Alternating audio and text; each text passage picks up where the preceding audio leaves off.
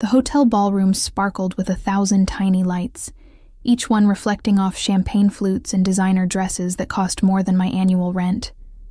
I stood near the service entrance, my hands clasped tightly around a silver tray of hors d'oeuvres, watching the glittering crowd through the kind of exhaustion that settles into your bones after working 3 jobs just to keep the lights on. Christmas music drifted through the air, some jazz version of Have Yourself a Merry Little Christmas that probably cost more to license than I'd see in a month.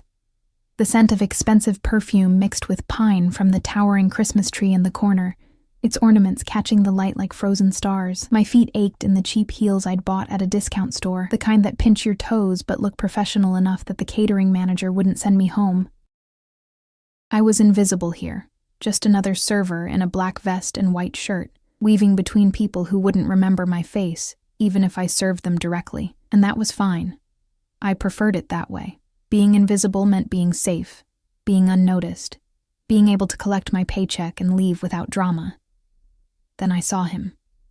Marcus stood near the bar, his arm draped possessively around a woman in a red dress that probably cost more than my car. Her laugh was loud and sharp, cutting through the music like glass breaking. My ex-boyfriend looked exactly the same. Same cocky smile, same perfectly styled hair, same way of looking at everyone like they existed solely for his entertainment. My stomach twisted.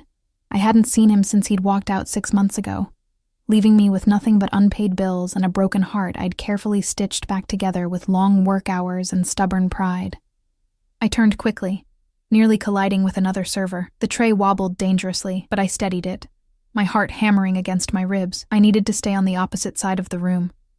I needed to finish my shift and leave before he noticed me, but fate, it seemed, had other plans. "Oh my God, is that Emma?" Marcus's voice carried across the ballroom, amplified by alcohol and cruelty. Several heads turned. I froze, my fingers gripping the tray so hard my knuckles went white. "Emma!" He was walking toward me now, the woman in red following with a smirk painted across her perfect lips. "I didn't know you were working here. Wait, are you actually serving drinks?" The contempt in his voice made my cheeks burn. A small circle was forming around us, curious faces drawn to the spectacle like moths to flame. "I'm working," I said quietly, trying to keep my voice steady. "Excuse me, I need to—" "Working as a server?" The woman in red laughed, a sound like nails on a chalkboard. "Marcus, you dated a waitress? That's so cute." "She wasn't always this pathetic," Marcus said, his eyes scanning me from head to toe with obvious disdain. "What happened, Emma? I thought you were going to finish your degree." "Oh, wait. You couldn't afford it, could you? Not after I stopped helping you out." My throat tightened. Several people were openly staring now, their conversations dying as they tuned into the drama unfolding before them. I wanted to disappear, to sink through the floor, to be anywhere but here. "You never helped me out," I managed, my voice barely above a whisper. "You just took. Marcus laughed, harsh and cruel. "I gave you the best 6 months of your life, and this is how you repay me? By embarrassing yourself at a party like this? Jesus, Emma, have some dignity." The woman in red leaned into him, whispering something that made him grin wider. My vision blurred with unshed tears. I wouldn't cry. Not here. Not in front of these people who looked at me like I was entertainment, a cautionary tale to whisper about later. I started to turn away when Marcus grabbed my arm, his fingers digging into my skin through the thin fabric of my shirt. "Don't walk away from me," he hissed. "I'm not done talking to you." "Let go," I said, trying to pull free, but his grip tightened. "Make me." The ballroom had gone almost silent now. The music still playing, but the conversations dead. Everyone was watching. Some with pity, most with the kind of morbid curiosity people reserve for car accidents and reality TV. Then I felt it. A shift in the air, a change in temperature that had nothing to do with the room's climate control. The crowd parted like water around stone, and even Marcus's grip loosened slightly as his attention moved past my shoulder. The scent hit me first, expensive cologne, something dark and woody with notes of leather and smoke. Then came the presence, a weight that settled over the room like a physical thing. I turned my head, following Marcus's suddenly pale expression. The man walking toward us was young, maybe early 30s, but carried himself with the kind of authority that age couldn't grant. His suit was impeccable, black and perfectly tailored to a body that spoke of discipline and power. Dark hair, dark eyes that seemed to absorb light rather than reflect it. 2 men flanked him, both built like walls and wearing identical expressions of casual menace. But it was his face that caught me, beautiful in the way dangerous things are beautiful. Sharp angles and full lips, a jawline that could cut glass, and eyes that held absolutely no warmth as they fixed on Marcus's hand still gripping my arm. The entire ballroom held its breath. He stopped 3 feet away from us, and I noticed the way the crowd instinctively gave him space. The way conversations didn't just die but seemed to evaporate in his presence. One of his guards murmured something in his ear, too quiet for me to hear, but those dark eyes never left Marcus's face. "You're hurting her." His voice was quiet, almost gentle, but it carried through the silence like a knife through silk. There was an accent there, subtle but present, Italian maybe, or something close to it. Marcus's hand dropped from my arm as if I'd burned him. We were just talking. It's none of your... It became my business the moment you put your hands on her. The man took a step closer, and Marcus actually backed up, bumping into the woman in red, who had gone very still and very quiet. "Apologize." "What? I don't even know who you..." "I wasn't asking." Those dark eyes flicked to me for just a moment, and I felt the weight of his attention like a physical touch. Something in my chest tightened, a warning or a promise. I couldn't tell which. Then he looked back at Marcus. "Apologize to the lady. Now." Marcus's face had gone from pale to red to pale again. I could see him calculating, trying to figure out who this man was, why everyone in the ballroom had gone so quiet, why even the other wealthy guests were giving them a wide berth. I'm sorry, Emma," Marcus stammered. The man tilted his head slightly, not sincere. "Try again." Something in Marcus's eyes sparked with his old arrogance, alcohol making him stupid. "Look, I don't know who you think you are, but..." He didn't finish the sentence. The man didn't move, didn't make a sound, but one of his guards did. A single step forward, and Marcus flinched so hard he nearly fell over his own feet. "I'm sorry!" Marcus practically shouted. "Jesus, I'm sorry, okay? Emma, I'm sorry, we're leaving." He grabbed the woman in red's hand and practically dragged her toward the exit, their expensive shoes clicking rapidly against the marble floor.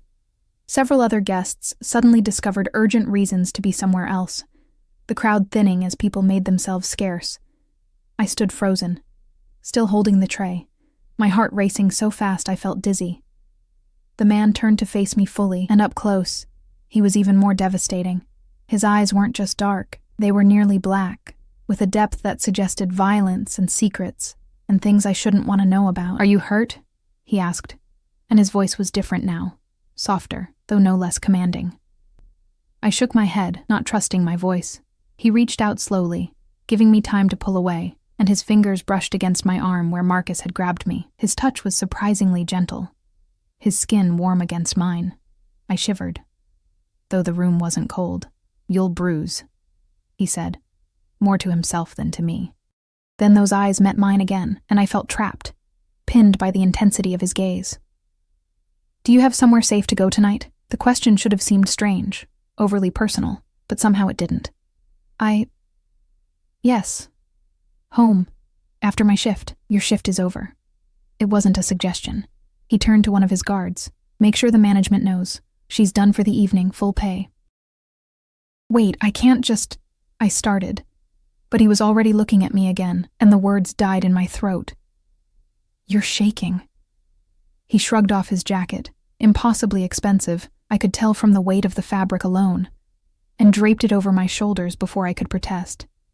It smelled like him, that dark cologne and something else, something uniquely masculine that made my head spin. "Sit. You need a moment." "I'm fine," I lied. But my legs chose that moment to betray me, going weak at the knees. His hand caught my elbow, steadying me, and suddenly I was being guided to one of the plush chairs near the edge of the room. I collapsed into it, the tray finally leaving my hands as one of the other servers materialized to take it. The man crouched down in front of me, putting us at eye level. And I noticed for the first time the way his suit pulled across his shoulders, the elegant watch on his wrist that probably cost more than my entire life. "What's your name?" he asked. "Emma." My voice sounded small, foreign. "Emma." He said it like he was tasting it, rolling it around in his mouth. "I'm Dante." Dante. The name fit him somehow. Dark, dangerous, with the edge of something forbidden. "Thank you," I managed, for what you did." His expression didn't change, but something flickered in his eyes. No one should be treated that way, especially not by a coward who doesn't know the worth of what he had. The way he said it made heat bloom in my cheeks. Before I could respond, someone approached. A nervous-looking man in an expensive suit who kept his distance and his voice respectful. "Sir, the car is ready whenever you—" "Not yet." Dante didn't look away from me. "Emma needs a moment." The man nodded and retreated immediately. I watched him go, confused, piecing together the puzzle of this stranger who had appeared like an avenging angel and scattered my tormentors with nothing more than his presence. "Who are you?" I whispered. Dante smiled, but it didn't reach his eyes. "Someone who believes in protecting beautiful things from being damaged." Before I could process that, before I could ask what he meant, his phone buzzed. He glanced at it, and something in his expression hardened. When he looked back at me, there was regret there, subtle, but present. "I have to go." He stood, all fluid grace and coiled power. "But I need you to do something for me, Emma." "What?" He pulled a card from his pocket, heavy cardstock, expensive, with nothing but a phone number embossed in black. "If he bothers you again, if anyone bothers you, you call this number. Understand?" I took the card with shaking fingers. "I don't understand why you don't need to understand." His hand cupped my cheek, the touch achingly gentle, his thumb brushing across my cheekbone. "Just promise me you'll call if you need help." I nodded, unable to form words with him touching me like that, with those dark eyes boring into mine like he could see straight through to my soul. "Good girl," he murmured, and the praise sent a shiver down my spine that had nothing to do with fear and everything to do with something I didn't want to name. Then he was gone, his guards following, the crowd parting once again. I watched him disappear through the main entrance, and it was only after the door closed behind him that I realized I was still wearing his jacket, that I was clutching his card like a lifeline, and that somewhere in the last 10 minutes, my entire world had tilted on its axis. The hotel manager appeared at my elbow, nervous and obsequious. Miss Emma, you're free to go for the evening, with full pay, as requested. And if you ever need anything at all, please don't hesitate to call us." I nodded numbly, gathering my things, still wrapped in Dante's jacket because I couldn't bring myself to take it off. The scent of him surrounded me, made me feel safe in a way I hadn't felt in years. It wasn't until I was in my car, driving home through the snowy streets with Christmas lights blurring past my windows, that I let myself look at the card again. Just a number. No name, no explanation. I pressed it against my chest and wondered what I had just stumbled into. And why, despite every logical bone in my body screaming at me to throw the card away, I knew I would keep it. I didn't sleep that night. I lay in my tiny apartment, staring at the water-stained ceiling while the radiator clanked and hissed in the corner. Dante's jacket hung on the back of my door, a dark silhouette that seemed to watch me in the dim light filtering through my curtains. Every time I closed my eyes, I saw his face, those bottomless dark eyes, the way his hand had felt against my cheek, the quiet authority in his voice that had made Marcus crumble like wet paper. The card sat on my nightstand, its presence somehow louder than the traffic noise outside. By the time weak winter sunlight crept across my floor, I'd convinced myself it had all been a fever dream. Men like that didn't exist in real life. They certainly didn't appear out of nowhere to rescue struggling waitresses from their pathetic ex-boyfriends. But the jacket was real, the bruises forming on my arm were real. And when I picked up the card, the embossed numbers caught the morning light.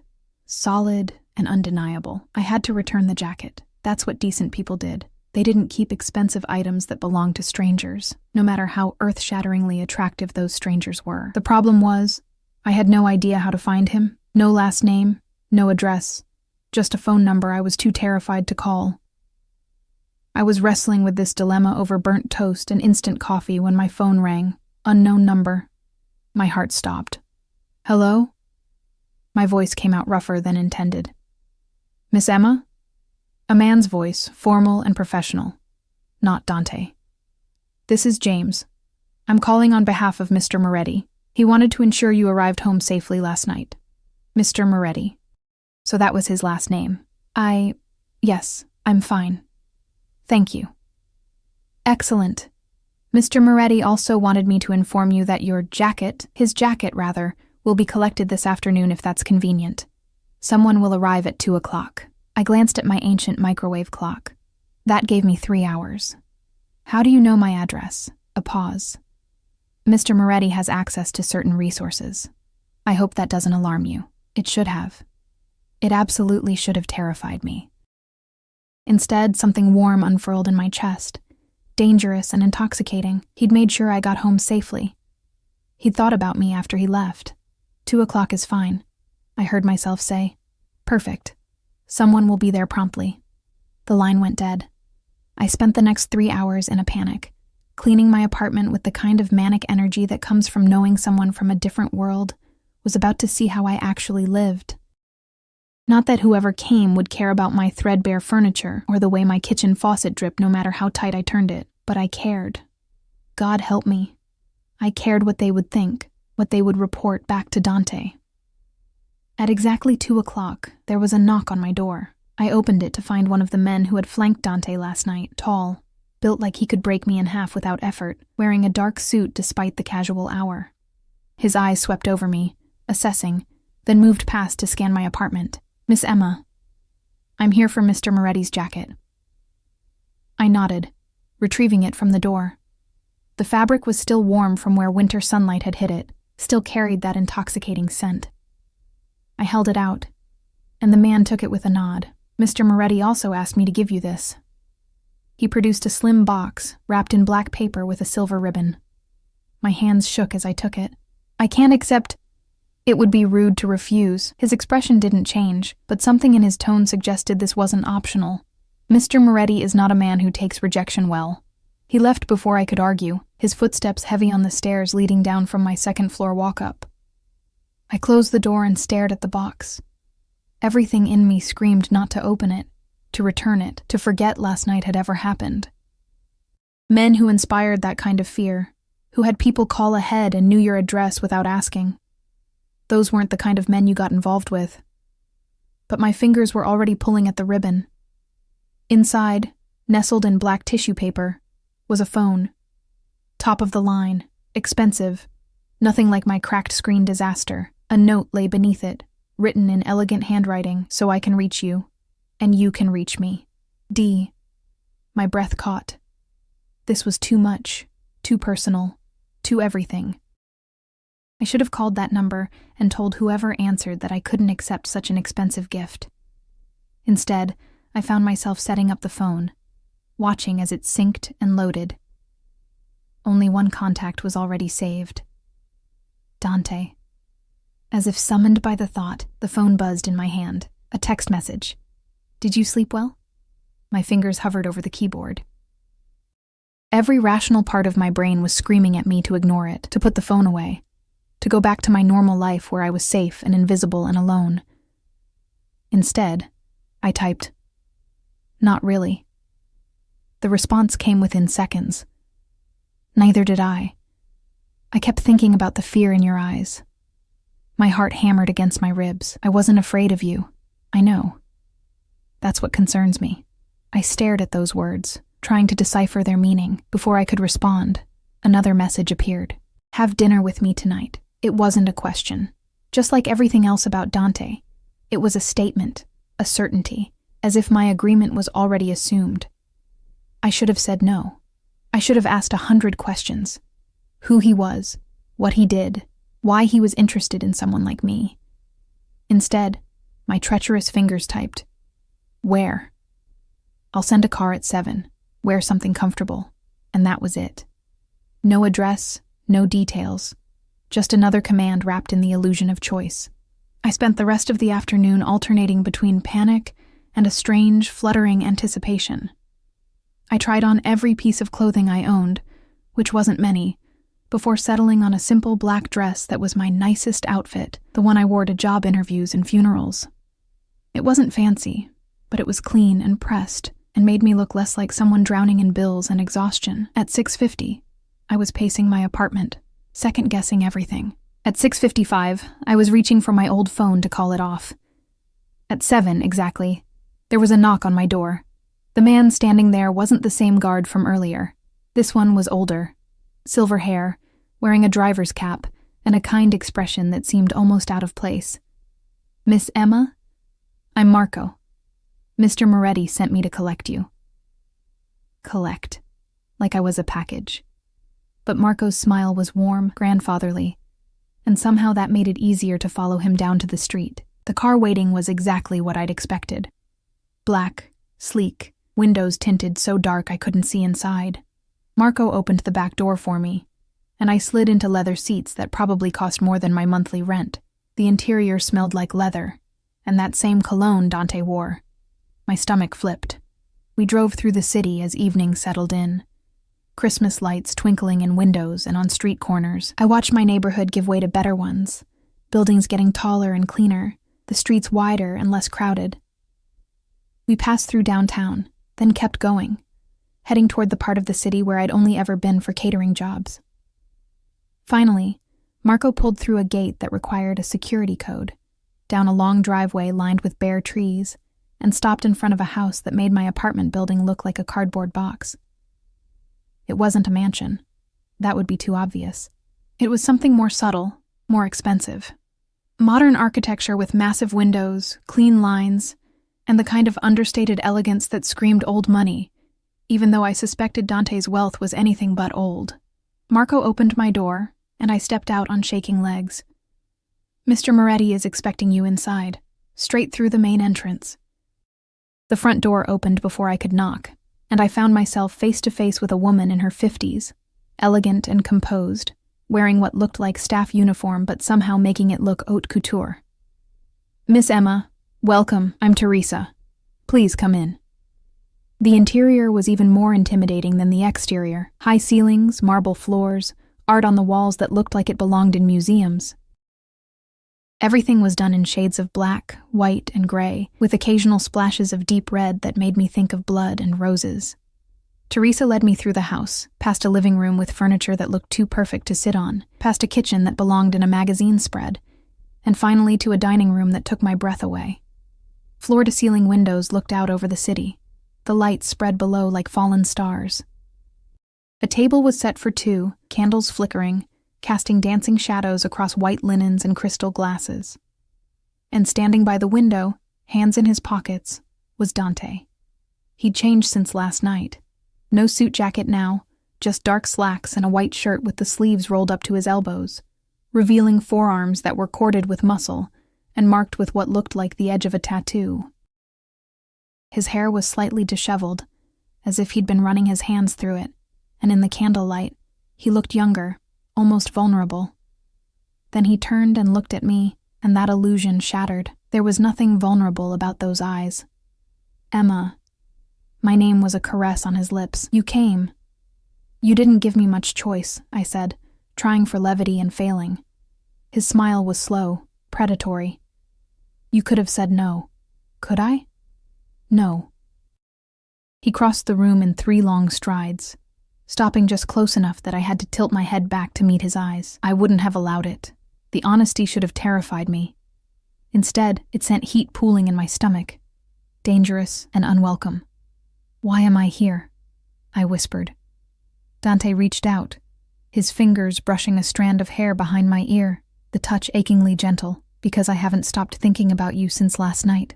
Because when I close my eyes, I see that bastard's hand on your arm, and I want to break every bone in his body because something about you calls to something in me, and I've learned not to ignore my instincts."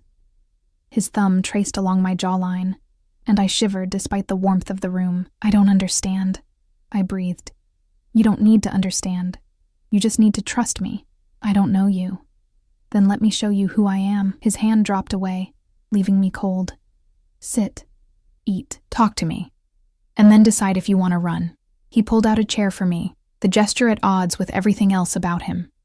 I sat, because my legs wouldn't hold me anymore, and watched as he took the seat across from me.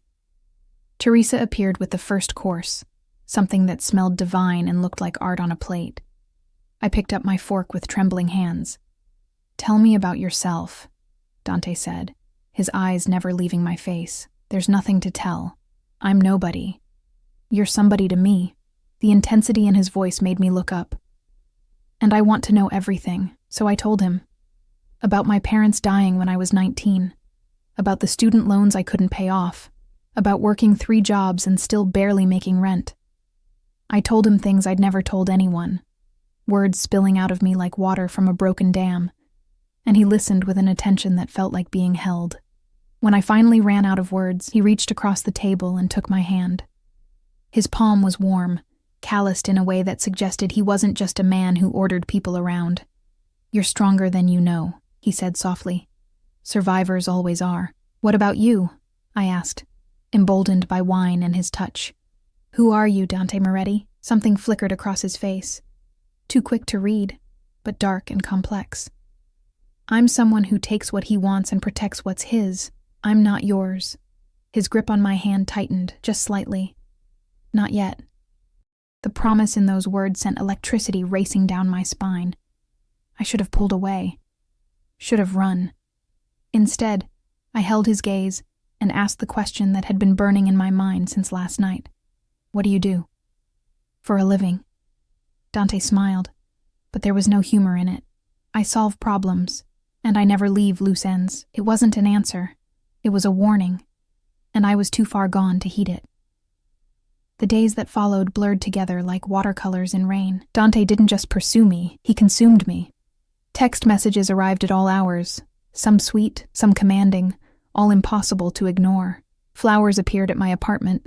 Not roses, but strange, beautiful blooms I couldn't name, dark petals that matched his eyes. The catering company called to tell me I'd been given a month's paid leave, a gift from a generous client that we both knew came from him. I should have been angry, should have felt manipulated, controlled. Instead, I felt seen for the first time in years. He took me to places I'd only ever glimpsed from the outside. Restaurants where the staff knew his name and feared his displeasure, private art galleries after hours where we walked alone among paintings worth millions, a jazz club where the musicians played whatever he requested with nervous smiles. But it was the small moments that undid me. The way he'd text to make sure I'd eaten.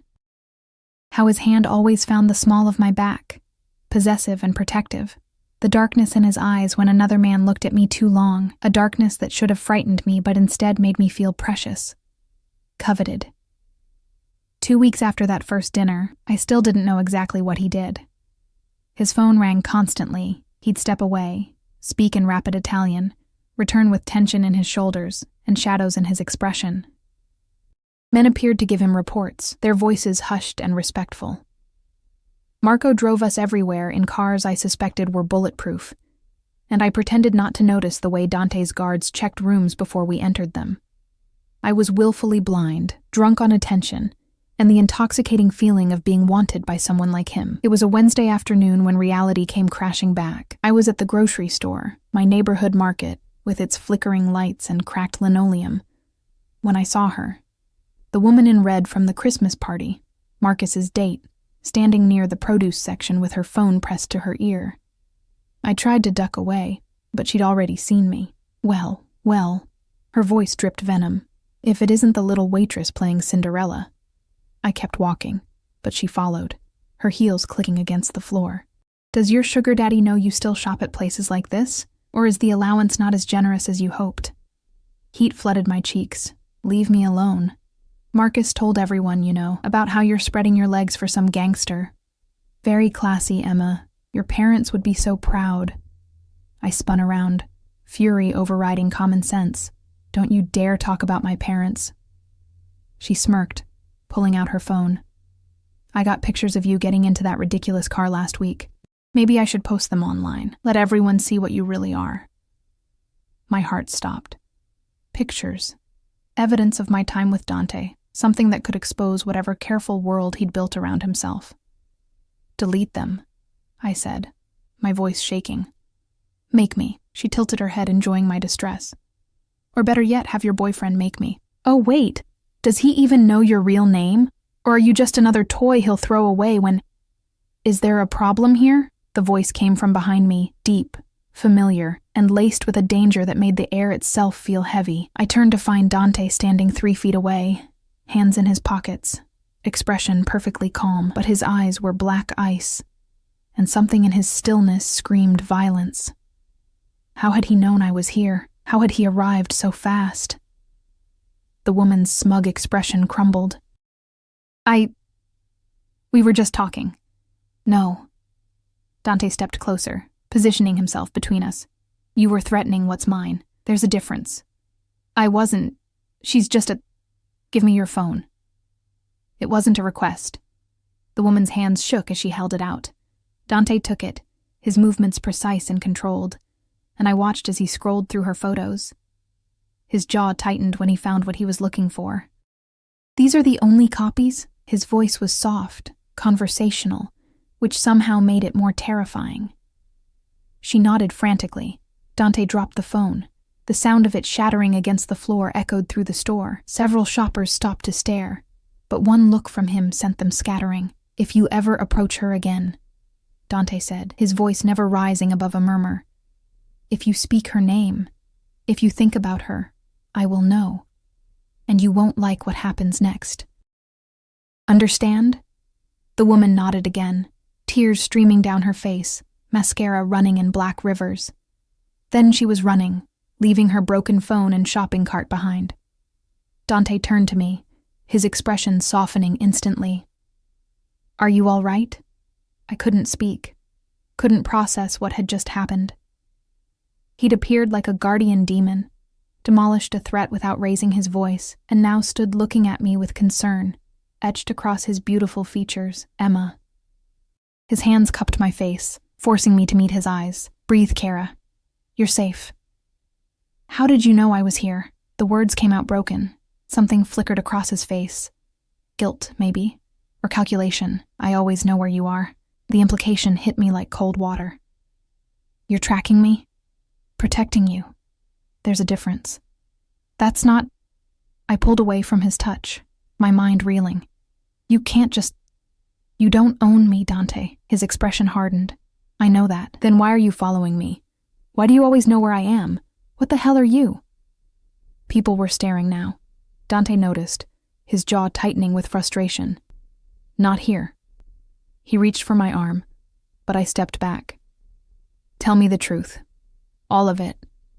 What you do, who you are, why you're really interested in someone like me. For a long moment, he just looked at me, and I saw a war playing out behind his eyes.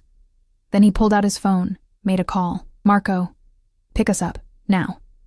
He hung up and looked at me. You want the truth? Fine. But not here, not like this. Come with me. Why should I? Because despite everything your rational mind is telling you, you trust me. He stepped closer, his voice dropping to an intimate whisper. Because you know that whatever I am, whatever I've done, I would burn this city to the ground before I let anyone hurt you. Because you've felt it too, Emma, this thing between us that defies logic and reason. He was right. God help me. He was right. Marco pulled up minutes later, and I found myself getting into the car because the alternative, walking away, felt like cutting off my own limbs. We didn't go to his house. Instead, Marco drove us to a building downtown, nondescript and professional, with security that nodded to Dante without questions. He led me to an elevator that required a key card, then up to the top floor. The office we entered was elegant and cold. Dark wood, leather furniture, floor-to-ceiling windows overlooking the city. A massive desk dominated the space, its surface empty except for a laptop and a crystal decanter of what looked like whiskey. Dante poured 2 glasses without asking, handed me one, then leaned against the desk. My family came from Sicily 3 generations ago, he began, his voice flat. factual. They brought old traditions, old loyalties, and old ways of making money. My grandfather built an empire on those foundations. My father expanded it, and when they died, murdered by rivals when I was 23, I inherited everything. He took a drink, his eyes never leaving mine. I run businesses, import, export, real estate, construction, all legitimate on paper. But beneath that, he paused, weighing his words. Beneath that, I control territories. I settle disputes that can't be settled in courts. I protect people who pay for protection, and I eliminate problems that threaten my interests. I am what your movies call a mafia boss, though the reality is far more complex and far less romantic than Hollywood suggests. The room spun. I gripped the glass harder, the crystal cold against my palm. You're a criminal. I'm a businessman operating in a world where laws are suggestions and loyalty is currency. He set down his glass and crossed his arms. I've killed men, Emma. I've ordered deaths and delivered them myself. I've done things that would make you sick if you knew the details, but I've also protected thousands of people, built schools in neighborhoods the government abandoned, made sure families could bury their dead with dignity. Why are you telling me this? Because you asked. Because I won't build something with you on lies.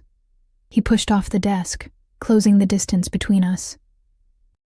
And because I need you to understand what you're getting into before this goes any further. What I'm getting into. My voice cracked. I'm not getting into anything. This is insane. You're insane. Perhaps. His hand came up to cut my cheek, and I should have pulled away but couldn't. But I haven't been able to stop thinking about you since that night. You. Broken and brave, standing there while that coward tried to humiliate you. Something in you called to something in me, and I am not a man who ignores instincts. I'm nobody, I whispered. Just a waitress with student loans and a crappy apartment. Why would someone like you want someone like me? Because you're real. His thumb traced my lower lip, and my breath hitched. Because in a world of lies and performances, you're genuine. Because when I touch you, you don't calculate what you can get from me. You just feel. Do you have any idea how rare that is? Tears burned my eyes. I can't be part of your world. You already are. His other hand found my waist, pulling me closer. The moment I claimed you in that ballroom, you became mine. There's no going back from that, Kara. The only question is whether you fight it or accept it. That's not a choice. No, he agreed, his lips hovering inches from mine. It's the inevitability. He kissed me then, and it wasn't gentle or questioning. It was possession, pure and simple.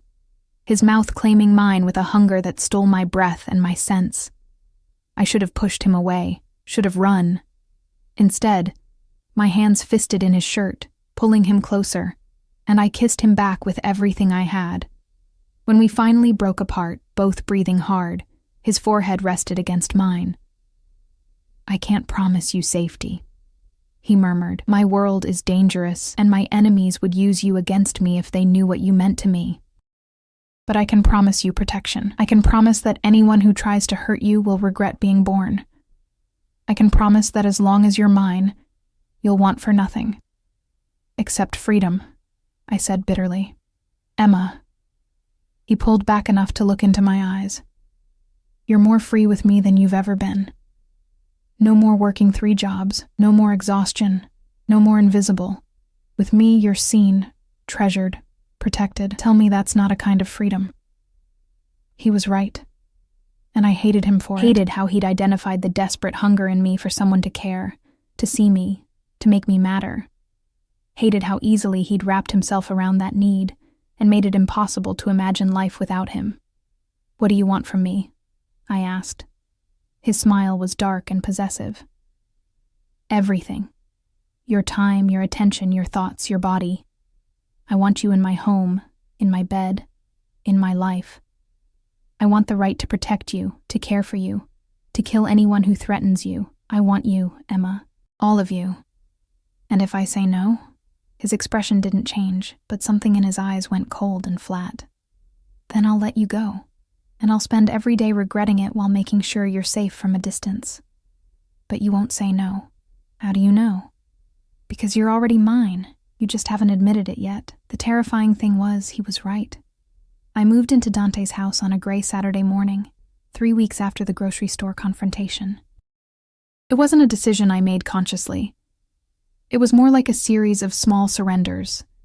Staying over one night after dinner ran late, then another because he insisted the roads were icy, then keeping a drawer of clothes in his bedroom. Until one day I realized I hadn't slept in my own apartment in a week. The apartment I no longer had because the lease had mysteriously been bought out, and my belongings appeared in one of Dante's spare bedrooms, professionally packed and organized. I should have been furious. Instead, I felt relieved, and that relief scared me more than anything else. Teresa showed me around the parts of the house I hadn't seen yet, a library with first editions and leather chairs, a gym that looked like something from a magazine, a garden that would be beautiful in spring, but now stood bare and skeletal under winter sky. She was kind, but distant, treating me with a respect that felt unearned. Mr. Moretti is very particular about his space, she said as we passed his office, the one room I was told never to enter without permission. But he's asked that you make yourself at home everywhere else. If you need anything at all, just ask. What I needed was to understand how my life had spiraled so completely out of control in less than a month. What I needed was to figure out if I was living a fairy tale or a nightmare. Dante was different at home. Still commanding, still dangerous, but softer around the edges. He'd find me reading in the library and sit beside me, not speaking, just present. He'd pull me into his lap while he worked through paperwork, one hand absently stroking my hair, while the other signed documents I didn't look at too closely. At night, he'd hold me against his chest, his heartbeat steady under my ear, and whisper things in Italian I didn't understand but felt in my bones. The possessiveness was constant and suffocating and intoxicating. His hand on my lower back wherever we went, the way he'd step between me and any man who looked too long. How he'd text me throughout the day. What are you doing? Have you eaten? I miss the taste of your mouth. I was drowning in him and I'd forgotten how to want air. It was a Tuesday evening when the fragile bubble burst. I was in the kitchen with Teresa, learning to make fresh pasta because I was going insane with nothing to do, when raised voices echoed from Dante's office. Male voices, angry, speaking rapid Italian that I couldn't follow. Teresa's hands stilled in the flour. You should go upstairs. What's happening? Please, Miss Emma. Mr. Moretti wouldn't want you to... The office door slammed open. Dante emerged, fury etched into every line of his body, followed by 2 men I'd never seen before. One was older, silver-haired and expensive-suited, radiating authority. The other was younger, maybe Dante's age, handsome in a cold way that made my skin crawl. You can't keep her here like a pet, Dante. The younger man's voice was mocking, his eyes sliding over me with obvious disdain. She's a liability. Everyone knows about her now. Your enemies, your allies, they're all wondering what could make Dante Moretti so stupid. Dante moved so fast I barely saw it. One moment he was standing near the office. The next his hand was wrapped around the man's throat, slamming him against the wall hard enough to rattle the expensive artwork. Say that again, Dante growled, his voice lethal. Call her a liability one more time and I'll cut out your tongue and feed it to you. Dante! The older man stepped forward, hands raised. He's your cousin, and he's not wrong. The girl has made you vulnerable.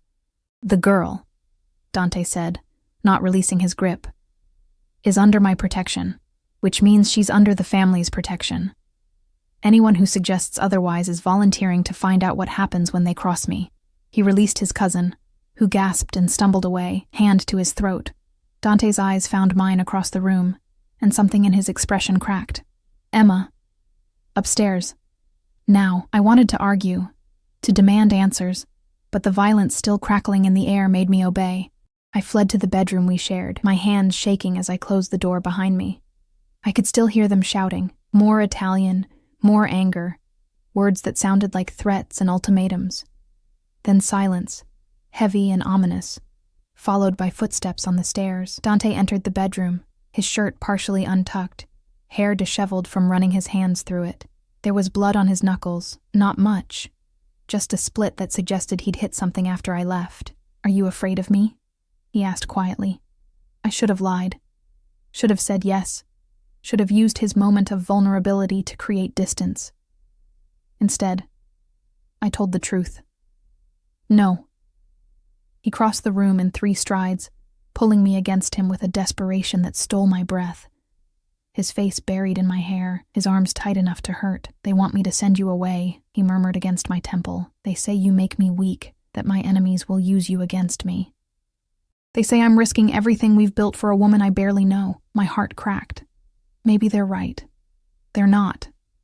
He pulled back enough to look at me, his hands framing my face. "You don't make me weak. You make me focused, ruthless. Because now I have something worth protecting, something worth burning the world down for. Dante, I'm not." "You are." His thumb traced my lower lip. "You're everything, Emma, and I will not let anyone take you from me. Not my family, not my enemies, not even you yourself." The intensity in his eyes should have terrified me. Instead, it ignited something primal in my chest, something that had been sleeping my entire life until he'd woken it. "What happens now?" I whispered. "Now we prove them wrong." His lips brushed mine, gentle despite the violence still humming under his skin. "Now I show them that you're not my weakness. You're my strength." He made love to me that night with a tenderness that contradicted everything I knew about him. His hands worshipful, his mouth speaking promises in Italian between kisses, and when I fell asleep in his arms, I dreamed of cages made of silk and chains forged from devotion. The next morning, everything changed. I woke to an empty bed and voices downstairs. Too many voices, urgent and tense. I dressed quickly in jeans and one of Dante's shirts, then crept to the top of the stairs. The house was full of men, armed men, I realized with a jolt of fear. They stood in the foyer, in the hallways, speaking into radios and checking weapons with the casual efficiency of soldiers. Marco appeared at the bottom of the stairs, his grandfatherly face tight with worry. "Miss Emma, you should stay upstairs." "What's happening?" "There's been a situation. Mr. Moretti is handling it." "What kind of situation?" Before he could answer, Dante emerged from his office, phone pressed to his ear, wearing a suit that somehow made him look more dangerous than when he was casual. His eyes found mine, and something in them made my blood run cold. He ended the call and climbed the stairs, taking my arm and guiding me back into the bedroom. The door closed with a definitive click. "Pack a bag," he said, his voice clipped, professional. "Enough for a week." "What? Why?" "Because my cousin decided to prove his point by leaking information about you to some very dangerous people. People who think they can get to me through you." He moved to the closet, pulling out a duffel bag. "You're not safe here anymore. Not until I've dealt with this." Fear clawed up my throat. Dealt with how? He turned to face me, and the man looking back wasn't the one who'd held me tenderly last night. This was the Mafia boss, cold and calculating and utterly ruthless. However necessary. He came back to me, his hands on my shoulders. "I'm sending you somewhere safe, somewhere no one knows about. Marco will take you, and guards will watch over you until this is resolved." "No." The word burst out of me. "No. I'm not leaving you to clean up a mess that exists because of me. Emma." "He's right, isn't he? Your cousin. I am a liability. I'm the reason you're in danger." Dante's grip tightened. "You're the reason I have something to fight for. There's a difference. Let me go." The words tasted like ash. "Let me disappear. I'll leave the city, change my name, and you can go back to your life without—" He kissed me, hard and possessive, cutting off my words. When he pulled back, his eyes were blazing. "I would rather die than let you go. Do you understand? I would burn everything I've built, kill everyone I know, destroy myself completely before I let you walk away." His forehead pressed against mine. "You're mine, Emma. Mine to protect, mine to keep, mine to love. And I will not lose you. Then let me stay. Let me face this with you." "No." The word was final. "I can't think clearly if I'm worried about you being in danger. I can't do what needs to be done if I'm distracted by keeping you safe. So you're going to pack a bag, and you're going to go with Marco, and you're going to trust that I will handle this." And then what? His smile was dark and dangerous. And then I'm going to eliminate every threat to you, make an example of my cousin, and bring you home where you belong. There was no arguing with that tone. I packed mechanically, throwing clothes into the bag without really seeing them. Dante watched from the doorway, phone constantly buzzing, his jaw tight with tension. When I was done, he pulled me into his arms one last time. "I need you to promise me something," he murmured into my hair. "What?" "That you won't try to run. That you won't convince yourself this is too much and disappear while I'm fixing this." His arms tightened. "Promise me you'll wait for me. I should have used this opportunity to escape. Should have lied and planned my exit. Instead, I said, I promise. Because somewhere between that first night and now, I'd stopped being Emma the waitress, Emma the survivor, Emma who existed on the edges of everyone else's life. I'd become his, and that terrified and thrilled me in equal measure.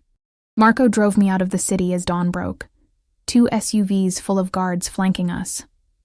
I watched Dante's house disappear in the rearview mirror and wondered if I'd just made the biggest mistake of my life, or if the biggest mistake had been walking into that Christmas party 4 weeks ago and catching the attention of a man who didn't know how to love anything except possessively, violently, completely. Either way, it was too late to turn back now. The safe house was a cabin 2 hours north of the city, buried in woods so dense the winter sunlight barely penetrated.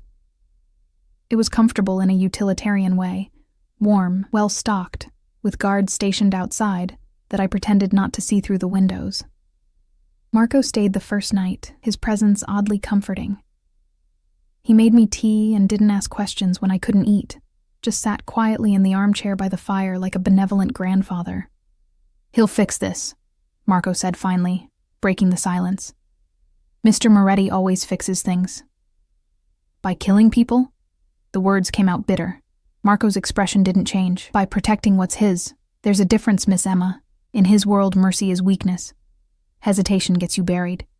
He's kept his family safe for 10 years because he's willing to do what others won't. I don't belong in that world.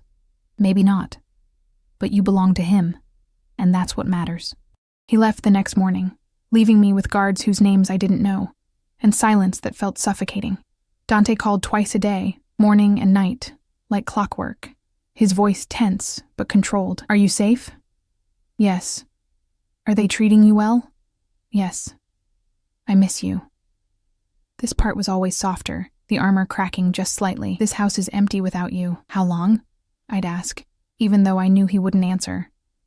"Soon, I promise," but soon stretched into days, 4 days of isolation, of staring at the same walls, of wondering what was happening in the city, of imagining Dante in danger and being unable to do anything about it. On the 5th day, everything changed. I woke to the sound of vehicles, multiple engines, tires crunching on frozen ground. Too many vehicles. The guards outside started shouting, and then came sounds that would haunt me forever. Gunshots, sharp and violent in the quiet morning. I ran to the window, my heart in my throat, and saw chaos. Black SUVs surrounded the cabin, men in dark clothes emerging with weapons drawn. The guards were fighting back, but they were outnumbered, outgunned. This wasn't Dante's people. This was the threat he'd been trying to protect me from. Terror locked my limbs. I should run, hide, do something. But I was frozen, watching as one of the guards fell, blood blooming red against white snow. The front door exploded inward. 3 men entered, and the one in front smiled when he saw me. Cold, calculated. The smile of a predator cornering prey. "Emma, isn't it?" His English carried a thick accent. "Dante's little pet. He's been very busy lately, cleaning up messes, killing people, making statements." He stepped closer, and I backed away until I hit the wall. "He forgot that while he was hunting, someone might be hunting what he values most. He'll kill you," I whispered. "Probably. But first we're going to send him a message, and you're going to deliver it." He reached for me, and something inside me snapped. I wasn't the terrified waitress anymore. Wasn't the woman who let Marcus humiliate her without fighting back. Dante had awakened something in me, something fierce and desperate to survive. I grabbed the lamp from the side table and swung with everything I had. It connected with his temple, glass shattering, and he staggered back with a roar. His companions surged forward, but I was already running, racing for the back door through the kitchen. I burst outside into freezing air, my breath clouding, feet slipping on ice. The woods loomed ahead, dark, dangerous, but my only option. Behind me, men shouted in a language I didn't understand. I ran. Branches tore at my clothes, my hair, my skin. The cold burned my lungs. I had no coat, no phone, no idea where I was going. I just ran, driven by pure survival instinct, until my legs gave out and I collapsed behind a fallen tree, gasping, shaking so hard my teeth chattered. Voices echoed through the woods. They were searching, methodical, spreading out. I pressed my hand over my mouth to muffle my breathing, tears freezing on my cheeks.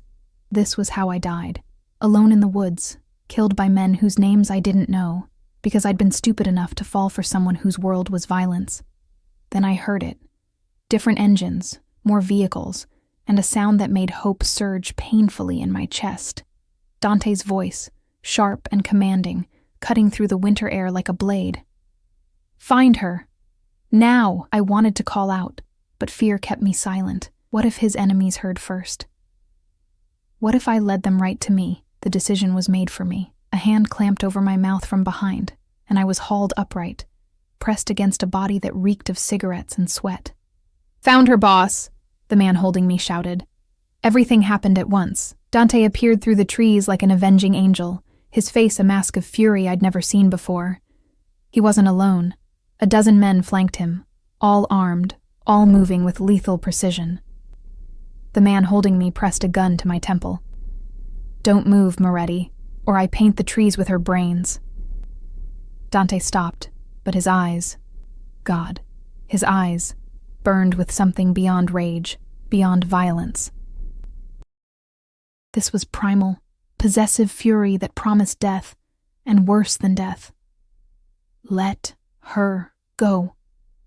Each word was precisely enunciated, vibrating with barely controlled violence. "Drop your weapons first." "No." Dante's gun stayed aimed at the man's head. "You're going to release her, and then I'm going to kill you. Those are your only options. The only variable is how much you suffer first." The gun barrel dug harder into my temple. Big talk for a man who— The shot came from somewhere to my left. One of Dante's men, a perfect shot that took the gunman in the shoulder. His grip loosened, and I dropped, hitting the frozen ground hard. Then hell erupted. I covered my head as gunfire exploded around me, deafening, terrifying. It lasted seconds, maybe 10, maybe 20, before silence fell, heavy and final. Strong hands pulled me up, and then I was in Dante's arms, his body shaking as much as mine, his hands running over me frantically, checking for injuries. Emma, look at me. Are you hurt? Did they touch you? Emma, answer me. I'm okay.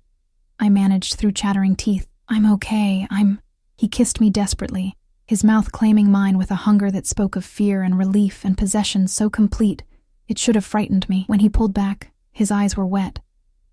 "I thought I lost you," he whispered, his forehead pressed to mine. "When they told me the safe house was compromised, when I couldn't reach you, I thought I'd failed you. You didn't. You came. I will always come for you." His hands cupped my face, thumbs wiping away my tears. "Always, Emma. You're mine.